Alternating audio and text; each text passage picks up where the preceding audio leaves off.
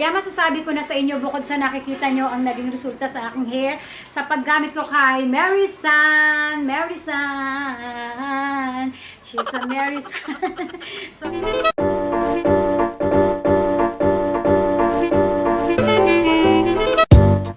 hello everyone! Welcome back again dito sa ating channel. Hindi pa nakakaligo eh. Ayan, obvious naman. Kagagaling lang kasi namin ng hospital dahil na-confine ang aking bunso. So, ayan, maliligo na ako ngayon. At dahil dyan, mag-subscribe kayo dito sa aking channel. Huwag kalimutang mag-subscribe. I-click ang subscribe button dyan sa baba ng video to. And also, yung maliit na bell button, i-click mo yung katabi ni subscribe button para sa tuwing meron ako mga bagong videos na i-upload dito sa channel ko, merong notification na darating sa'yo. Meron ako second channel! I-click sa my description box ang link para mag-subscribe din kayo doon. Yun ang aking vlogging channel.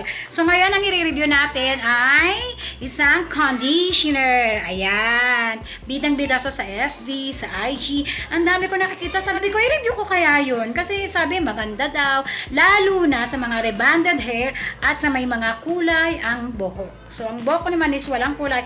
Pero rebonded siya last year pa. So, titingnan natin kung maganda nga talaga siya. So, by the way, meron pala akong pag-giveaways, yung aking pa-surprise pag-giveaways. Hanggang ngayon, hindi niya pa kinukuha at wala pa siyang pini-PM sa akin na information kung saan ako papadala.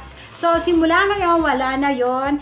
Dito, panoorin yung video na to. Ilalagay ko sa video na to yung nirapple ko kung sino yung mananalo ng aking special pag-giveaways. Yung aking birthday pag-giveaways, hindi ko pa nararapple kasi nga na-confine yung baby ko. So, ayan, balik tayo sa ating i-review. So, ito na nga siya. Nakalagay dyan si Mary San Milk Choco Milk Strawberry Hair Butter Keratin Treatment with Collagen, Argan Milk, and Almond Butter. Meron ako naalala sa Mary San. Alam yung kantang ano? Mary Mo! Ito naman, Mary San Milk Choco Milk Strawberry Hair Butter. Natawa naman ako dito. Brazilian. And then, nakalagay sa likod niya, an everyday moisturizer that has been made with every effective formulation that enhances the shine and promotes healthy hair, infused with almond oil and milk protein that cleanses the scalp and remove dead cell, argan oil that is proven to make hair softer and silkier, and collagen that support body hair building protein and can be lead to a longer and thicker hair. Nakakapagod magbasa. Direction niya, ganun lang, yung mga simpleng ano lang, conditioner lang, ilagay sa palm, and then ilagay sa buhok, after shampooing, and then ito naman, nakalagay rito, 5 minutes mo siyang ililib para makita mo yung kanyang resulta. So, ang sabi ko sa inyo, ang aking hair, kung kayo subscribe ko, nakikita nyo naman na straight and long and shiny ang aking hair. So, sa paggamit ko nito, makikita natin yung pagbabago. Kasi, di ba, meron akong everyday na ginagamit na shampoo and conditioner. Siyempre, kapag bigla ko itong in-insert sa buhay ko, sa buhay ng aking hair, makikita ko yung changes. Kung mas maganda ba to o hindi siya mas maganda. Totoo ba yung sinasabi niya? Yung mga claims, di ba? Titingnan natin kung maganda yon. At dahil yan, hindi ko na kayo sasama sa CR, kagaya nung last time na nag-review ko ng shampoo and conditioner, ako na lang mag-isa, tapos babalik ako sa inyo mamaya kapag pinapatuyo na natin siya. Para hindi na humaba ng mahaba tong video na to. So, dyan lang kayo guys, at ako ay maliligo na, babalik ako sa inyo maya-maya lang. Dyan lang kayo! Ayan guys, katatapos-tapos ko lang maligo. So, ayan, nakita nyo naman basang-basa pa ang aking hair at mukha akong bruha sa aking itsura. Hindi ko na siya ipapakita sa inyo kung paano ko siya patutuyuin. Pero katulad lang ng dati, nung meron ako ni-review na conditioner and shampoo, sa electric pan ko lang din siya patutuyuin. Kasi pagka nag-video pa ako habang pinapatuyo ko siya, haba na naman tong video na to. So, baka umabot na naman ng 20 minutes. So, gusto ko kahit paano yung mga 10 minutes lang, mga 13 minutes lang, ganun lang. So, ayan guys, babalikan ko kayo kapag medyo tuyo-tuyo na tong hair kong to. Diyan lang kayo. Ganito yung consistency or yung texture nitong Mary San White Choco Milk Strawberry Hair Butter. Pakita ko sa inyo.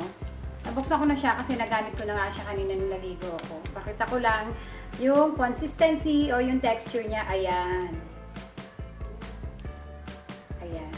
Dahil nga strawberry to, ayan, mapink siya. Tapos ang amoy niya, sobrang bango niya. Alam mo yung strawberry na nilagyan ng gatas, ganun yung amoy niya. Sobrang bango.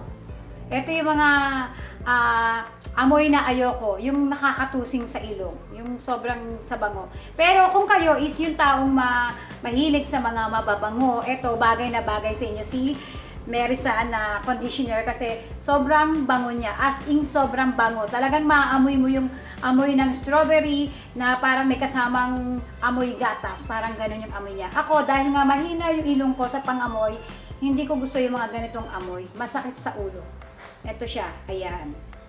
So ayan guys, eto na yung aking hair, tuyong-tuyo na siya, ayan. Tinapat ko lang siya sa electric fan, di ko na binidyohan kasi haba na naman ang ating video na to. Ayan, masasabi ko na sa inyo, bukod sa nakikita nyo ang naging resulta sa aking hair, sa paggamit ko kay Merisan, she's a Merisan. So ayan, sabi ko sa inyo, bukod sa nakikita nyo yung naging resulta sa akin, sasabihin ko rin naman sa inyo kung ano ba yung na-experience ko habang siya ay ginagamit ko kanina at yung naging resulta sa aking hair bukod sa nakikita nyo. So, iba kasi yung nakikita nyo sa naging experience ko. So ito, habang ginagamit ko siya kanina, ang tusing niya, sobrang bango niya. Kung kayo ay fan na mga mababango, ito, bagay na bagay sa inyo si Merisan kasi sobrang bango niya. Ako kasi hindi ako mahilig sa sobrang mababango, yung mga matutusing. Sobrang madaling sumakit ang aking ganito hanggang sasakit na ang aking ulo.